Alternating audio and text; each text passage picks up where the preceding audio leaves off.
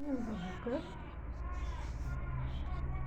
കുറച്ച് മാത്സ് പഠിക്കാം, കണക്ക് പഠിക്കാം. ഓക്കെ, ആദ്യമായി 1+1 ഇത് ഞാൻ പഠിപ്പിച്ചിട്ടുള്ളതാണ്. 1+8 2 1+1 = 2.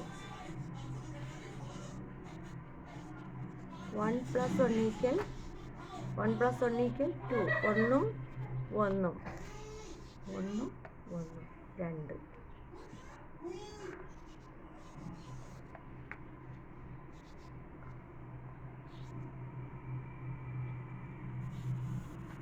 1+0 = 1. ഇവിടെ 0 ഇവിടെ ഒന്നും ഇല്ലാത്തതുകൊണ്ട് നമുക്ക് ആ 1 തന്നെ താഴെ എടുത്ത് എഴുതേണ്ടി വരും.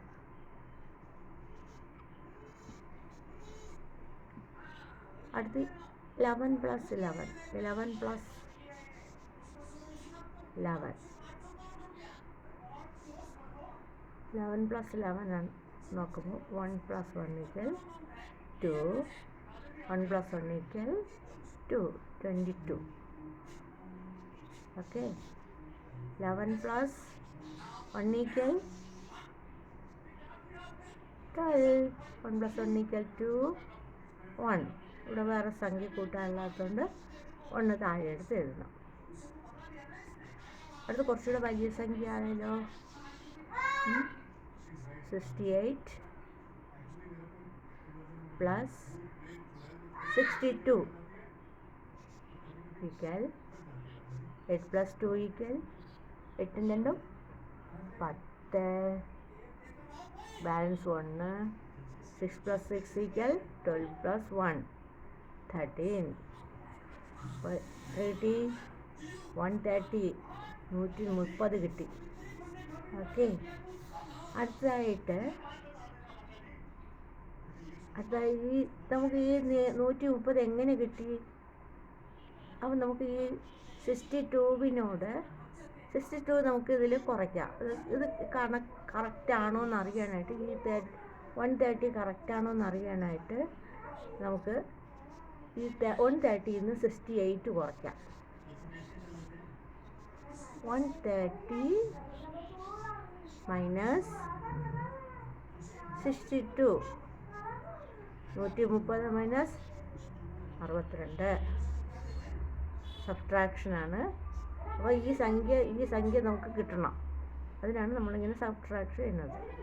അപ്പം ഇവിടെ 0 ആണ്. ഈ സംഖ്യയെക്കാട്ടി കൂടുതലുണ്ടെങ്കിലേ നമുക്കിതിൽ നിന്ന് കുറയ്ക്കാൻ പറ്റുള്ളൂ. അപ്പോൾ നമ്മൾ 1 കടമെടുക്കണം. 30 നിന്ന് 1 കടമെടുക്കണം. അപ്പോൾ അതങ്ങ് 10 ആയി. 10 നിന്ന് 2 പോകുമ്പോൾ 8. അപ്പോൾ നമ്മളിവിടെ കടമെടുത്തത് കൊണ്ട് ഇവിടെ 1 കുറഞ്ഞു.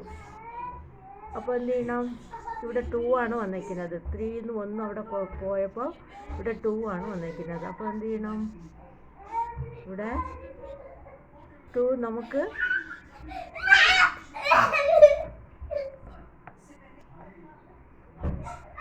അപ്പം ഇവിടെ 2 ആണുള്ളത്. അപ്പോൾ നമ്മളിവിടെ 3 നിന്ന് 1 ഇവിടെ പോയി. അപ്പോൾ ഇവിടെ 2 ഉള്ളൂ. അപ്പോൾ 2 നിന്ന് 6 പോവില്ല. അതുകൊണ്ട് എന്ത് ചെയ്യണം? ഈ 1നെ കടമെടുക്കണം. അപ്പോൾ ഇവിടെ എന്തായി? 12 ആയി. ഇവിടെ 1 എടുത്തു. ഇവിടെ 2 ആയി ഉണ്ടായിരുന്നുള്ളൂ. ഇവിടുന്ന് കടം പോയതുകൊണ്ട് ഇവിടെ 2 ഉണ്ടായിരുന്നുള്ളൂ. അതുകൊണ്ട് നമ്മൾ ഈ 1 ഈ 2 നിന്ന് 6 കുറയ്ക്കാൻ പറ്റൂല. അതുകൊണ്ട് നമ്മൾ ഈ 12നെ കടമെടുത്തു. ഈ 1നെ കടമെടുത്ത് ഇതിനെ 12 ആക്കി. 12 നിന്ന് 6 പോകുമ്പോൾ എത്രയാണ് പറയൂ? 6 ആണ് കിട്ടിയത്. അപ്പം ഈ 68 നമുക്ക് കിട്ടിയല്ലോ. ആ 68 കിട്ടണമെങ്കിൽ നമ്മൾ ഈ 130 നിന്ന് 62 കുറയ്ക്കണം. അപ്പോൾ ഇതും കൂടെ കൂട്ടിയപ്പോഴാണ് നമുക്ക് 130 കിട്ടിയത്. അപ്പോൾ മറിച്ചും തിരിച്ച് നമുക്ക് കൂട്ടി നോക്കാൻ പറ്റും. അടുത്തിനി 80 +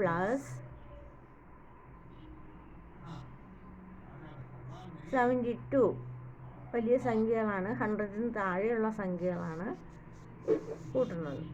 അപ്പം നമ്മൾ കൂട്ടാനാണ്. അപ്പം ഇവിടെ 0 കൂട്ടാൻ ഒരു സംഖ്യ ഇല്ലാത്തതുകൊണ്ട് നമ്മൾ ഈ 1-നെ താഴെ എടുത്ത് എഴുതണം. അടുത്ത് 8 + 7, 8ഉം 7ഉം എത്രയാണ്? 8 8ഉം 6ഉം 14, 8ഉം 7ഉം 15. അങ്ങനെ ചെറിയ സംഖ്യകൾ നമ്മൾ കൂട്ടിയിട്ടുള്ളത് അത് ഓർമ്മിച്ച് വെച്ചോളണം. അപ്പോൾ എളുപ്പം നമുക്ക് മനസ്സിലാക്കാൻ പറ്റും. അപ്പോൾ എന്ത് ചെയ്യണം? അടുത്തതായിട്ട് അപ്പോൾ 80ഉം 71ഉം കൂടെ കൂട്ടിയാൽ 151 ആണ്. 80ഉം 71ഉം കൂട്ടിയാൽ 151.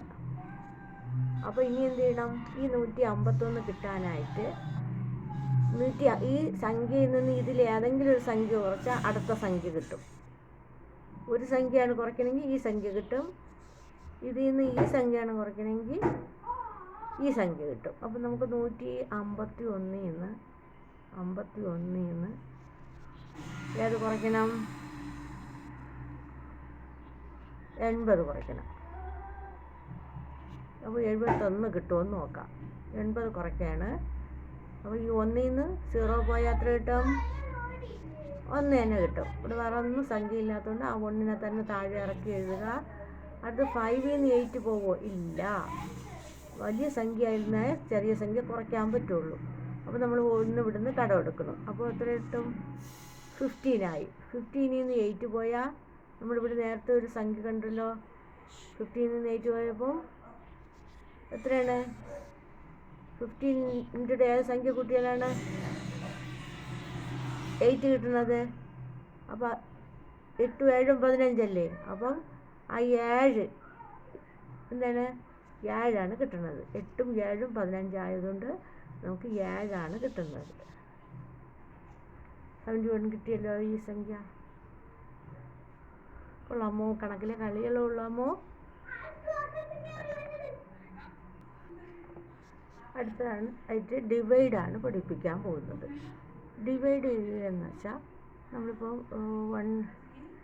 151 അല്ലെങ്കിൽ 68 എടുക്കാം. 68 ഡിവൈഡഡ് ബൈ 2 എടുക്കാം. ഈസി മെത്തേഡാണ്. അപ്പോൾ നമ്മൾ 6-ൻ്റെ മൾട്ടിപ്ലിക്കേഷനാണ് അറിഞ്ഞിരിക്കേണ്ടത്. ഇവിടെ 2 + 1 = 2, 2 + 2 = 4, 2 + 2 3 = 6. 3 ആണ് 6-ൽ നമുക്ക് ഡിവൈഡ് ചെയ്യാൻ പറ്റുന്നത്. 3 തിരിക്കാൻ പറ്റും. അപ്പോൾ 6 കിട്ടി.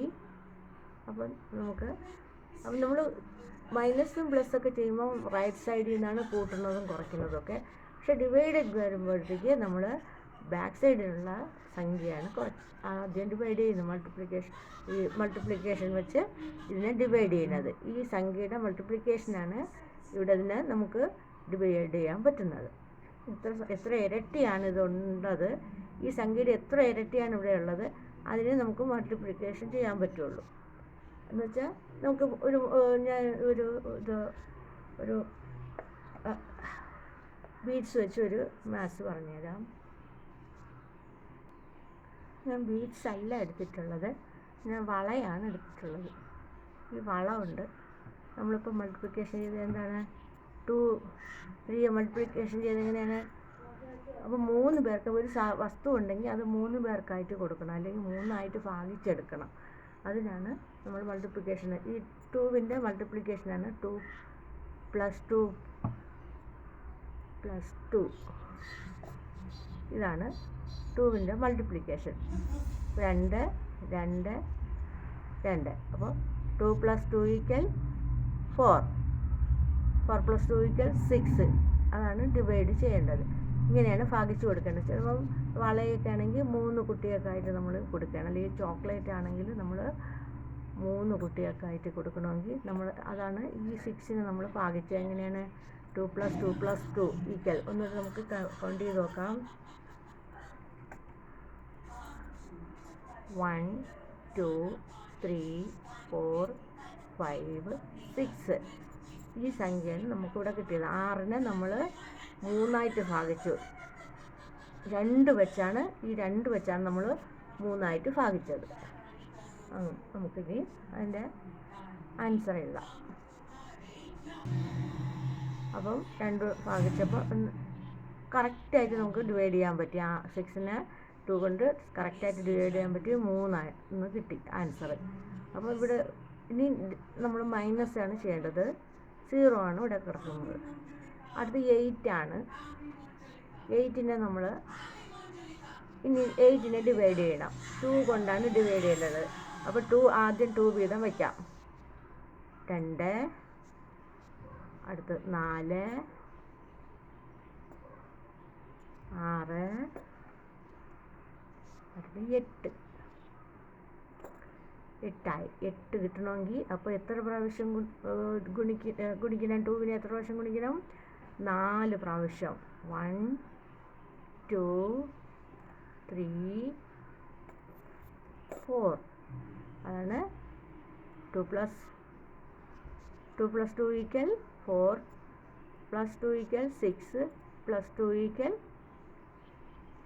8. അപ്പോൾ 2ൻ്റെ മൾട്ടിപ്ലിക്കേഷനാണ്. 2 × 1 = 2, 2 × 2 = 4, 2 × 3 = 6, 2 × 4 = 8. അങ്ങനെ നമുക്ക് 4 ആണ് ഇവിടെ ആൻസർ കിട്ടിയത്. ഇത് 4 ആൻസർ കിട്ടിയപ്പോൾ നമ്മൾ ഇവിടെ 8 തന്നെ കിട്ടി. എന്നിട്ട് ഇനി ഇതിനെ മൈനസ് ചെയ്ത് കൊടുക്കണം, സബ്ട്രാക്ട് ചെയ്യണം. സബ്ട്രാക്ട് ചെയ്യുമ്പോൾ 0 ആണ്. 8 ന് 8 പോകുമ്പോൾ 0. അപ്പോൾ 34 ആണ് നമുക്കിവിടെ ആൻസർ കിട്ടിയിരിക്കുന്നത്. 34 ആണ് 68ൻ്റെ കൂടെ. 68നെ 2 കൊണ്ട് ഡിവൈഡ് ചെയ്യുമ്പം 34. അപ്പോൾ ഏത് സംഖ്യയെ 2 കൊണ്ട് ഡിവൈഡ് ചെയ്താൽ നേര് പകുതിയാണ് കിട്ടുന്നത്. നേര് പകുതിയായിട്ട് 2 ഭാഗിക്കാൻ പറഞ്ഞാൽ എത്ര? 2 ഭാഗിച്ചാൽ പറഞ്ഞാൽ ഒരു 68 ആണെങ്കിൽ 34 ആണ് കിട്ടുന്നത് 2 ഭാഗിച്ചാൽ. മനസ്സിലായോ? നമ്മൾ അടുത്തായിട്ട് ഇനി വേറൊരു സംഖ്യ പറയാം. 100 - 100. 3 സംഖ്യ സ്റ്റാർട്ടിങ് തുടങ്ങുന്നതാണ് 100. 0. ഇതൊന്നും നമുക്ക് കുറയ്ക്കാനോ കൂട്ടാനോ ഒന്നുമില്ല. കുറയ്ക്കാനില്ല, ഇവിടെയും കുറയ്ക്കാനില്ല. അതുകൊണ്ട് ആ 0 തന്നെ എഴുതണം. 1ന് 1 പോയാലും 0 ആണ്. ഒരു 100ൻ്റെ കൂടെ ഒരു 100 കുറയ്ക്കുമ്പോൾ 0 ആണ് കിട്ടുന്നത്. അപ്പോൾ ഒന്നും കിട്ടില്ല. നമ്മുടെ കയ്യിൽ 100 രൂപ ഉണ്ടായിരുന്നു, അത് എന്തെങ്കിലും സാധനം വാങ്ങിക്കാനായിട്ട് കൊടുക്കുകയാണെങ്കിൽ നമ്മളൊക്കെ അവരുടെ കയ്യിൽ കാണുമോ? 100 രൂപയ്ക്ക് എന്തെങ്കിലും ബിസ്ക്കറ്റോ എന്തെങ്കിലും വാങ്ങിച്ചാൽ പിന്നെ നമുക്ക് ബാക്കി കാണുമോ? ഇല്ല. അപ്പം 100 - 100 = 0 ആണ്. ഒരു 0 മതി. 3 0 വേണ്ട, നമുക്ക് ഒരു 0 അങ്ങ് എഴുതിയാലും മതി. ഓക്കെ.